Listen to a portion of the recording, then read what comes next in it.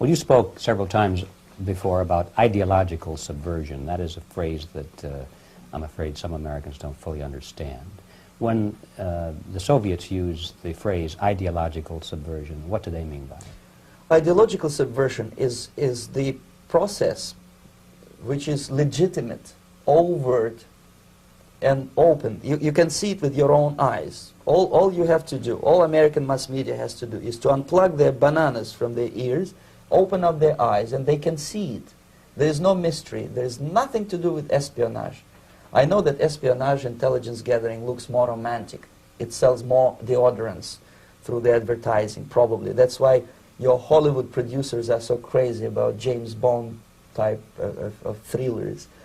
But in reality, the main emphasis of the KGB is not in the area of intelligence at all.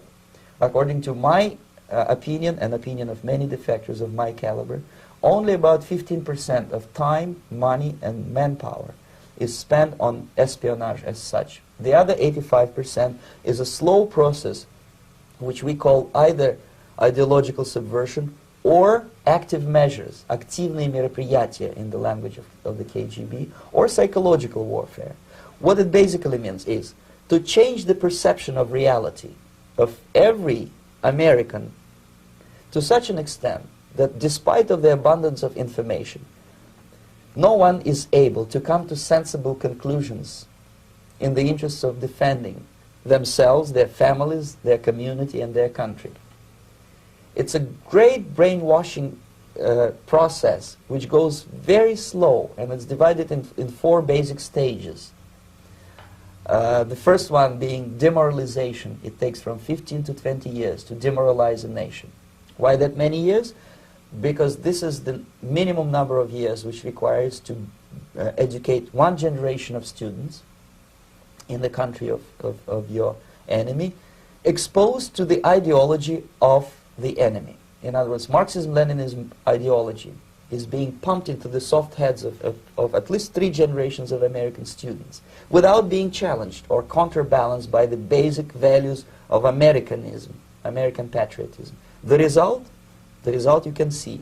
Most of the people who graduated in the 60s, dropouts or half-baked intellectuals, are now occupying the positions of power in the government, civil service, business, mass media, educational system.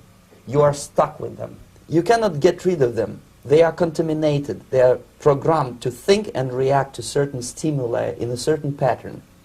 You cannot change their mind, even if you expose them to authentic information, even if you prove that white is white and black is black, you still cannot change the basic perception and the logic of behavior.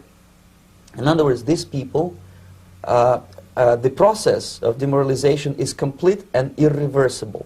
To get rid society of these people, you need another 20 or 15 years to educate a new generation of patriotically minded and common sense people who would be acting in favor and in the interests of United States society.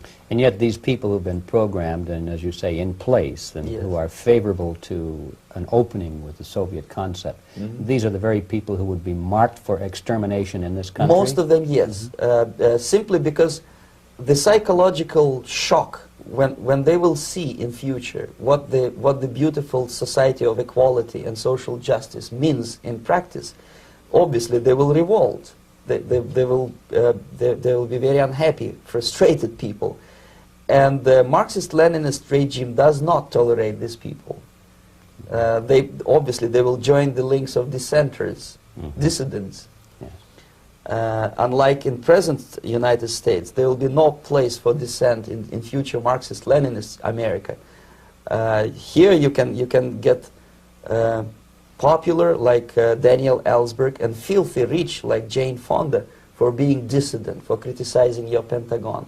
In future, these people will be simply squashed like cockroaches. Nobody is going to pay them nothing for their beautiful, noble ideas of equality. This they don't understand, and it will be greatest shock for them, of course. The demoralization process in the United States is basically completed already. For the last 25 years, actually it's overfulfilled, because demoralization now reaches such areas where previously not even Comrade Andropov and all his experts would even dream of such a tremendous success.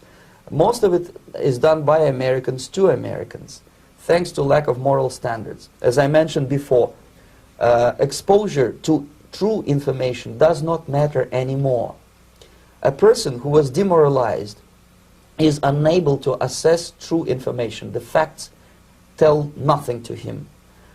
Even if I shower him with information, with authentic proof, with documents, with pictures, even if I take him by force to the Soviet Union and show him concentration camp, he will refuse to believe it until he is going to receive a kick in his fat bottom.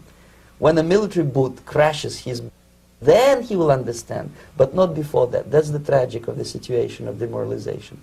So basically America is stuck with demoralization, and unless, even if you start right now, here, this minute, you start educating new generation of Americans, it will still take you 15 to 20 years to turn the tide of ideological perception of reality back to normalcy and patriotism.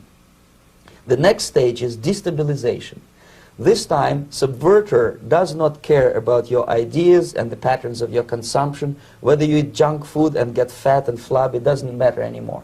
This time, and it takes only from 2 to 5 years to destabilize a nation, what matters is essentials: economy, foreign relations, defense systems. And you can see it quite clearly that in some areas, in such sensitive areas as defense and economy, the influence of Marxist-Leninist ideas in the United States is absolutely fantastic. I could never believe it 14 years ago when I landed in this part of the world, that the process will go that fast. The next stage, of course, is crisis. It may take only up to 6 weeks to bring a country to the verge of crisis. You can see it in Central America now. And after crisis, with a violent change of power, structure, and economy, you have so-called the period of normalization. It may last indefinitely. Normalization is a cynical expression borrowed from Soviet propaganda. When the Soviet tanks moved into Czechoslovakia in '68, Comrade Brezhnev said, "Now the situation in brotherly Czechoslovakia is normalized." This is what will happen in the United States if you allow all these schmucks to bring the country to crisis, to promise people all kind of goodies and the paradise on earth, to destabilize your economy, to eliminate the principle of free market competition, and to put a big brother government in Washington, D.C., with benevolent dictators like Walter Mondale, who will promise lots of things, never mind whether the promises are fulfillable or not. He will go to Moscow to kiss the bottoms of new generation of Soviet assassins, never mind. He will create false illusions that the situation is under control. Situation is not under control. Situation is disgustingly out of control. Most of the American politicians, media, and educational system trains another generation of people who think they are living at a peacetime. False. The United States is in the state of war, undeclared total war against the basic principles and the foundations of this system. And the initiator of this war is not Comrade Andropov, of course. It's the system. However ridiculous it may sound, the world communist system or the world communist conspiracy, whether I scare some people or not, I don't give a hoot. If you are not scared by now, nothing can scare you. But you don't have to be paranoid about it. What actually happens now, that unlike myself, you have literally several years to live on unless the United States wake up. The time bomb is ticking. With every second, the disaster is coming closer and closer. Unlike myself, you will have nowhere to defect to, unless you want to live in Antarctica with penguins. This is it. This is the last country of freedom and possibility. Okay, so what do we do? What is your recommendation to the American people?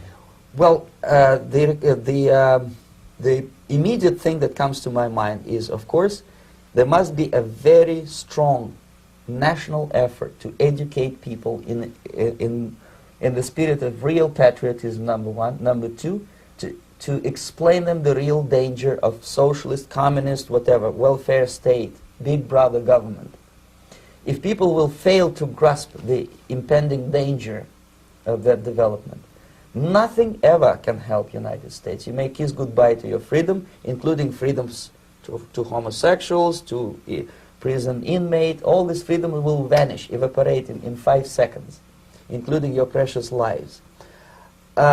The second thing, the moment at least part of United States population is convinced that the danger is real, they have to force their government. And I'm not talking about sending letters, signing petitions, and all this beautiful, noble activity. I'm talking about forcing United States government to stop aiding communism. Because there is no other problem more burning and urgent than to stop the Soviet military-industrial complex from destroying whatever is left of the free world. And it is very easy to do. No credits, no technology, no money, no political or diplomatic recognition, and of course no such idiocy as grain deals to USSR. The Soviet people, 270 millions of Soviets, will be eternally thankful to you if you stop aiding a bunch of murderers who sit now in Kremlin and whom President Reagan respectfully calls government. They do not govern anything, least of all such complexity as the Soviet economy. So basic, two very simple, maybe too simplistic answers or solutions, but nevertheless they are the only solutions. Educate yourself, understand what's going on around you. You are not living at the time of peace. You are in a state of war, and you have precious little time to save yourself. You don't have much time, especially if you are talking about young generation. There's not much time left for convulsions to the beautiful disco music. Very soon it will go, just overnight. If we are talking about capitalists or wealthy businessmen, I think they are selling the rope on which they will hang very soon. If they don't stop, if they cannot curb their unsettled desire for profit, and if they keep on trading with the monster of the Soviet communism, they are going to hang very soon. And they will pray to be killed, but unfortunately they will be sent to Alaska probably to manage industry of slaves.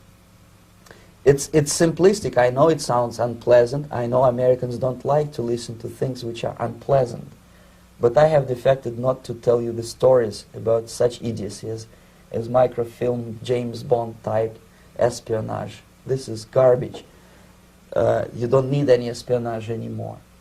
I have come to talk about survival. It's a question of survival of this system. You may ask me, what is it in for me? Survival, obviously, because unlike, as I said, I am now in your boat. If we sing together, we'll sing beautifully together. There is no other place on this planet to defect to.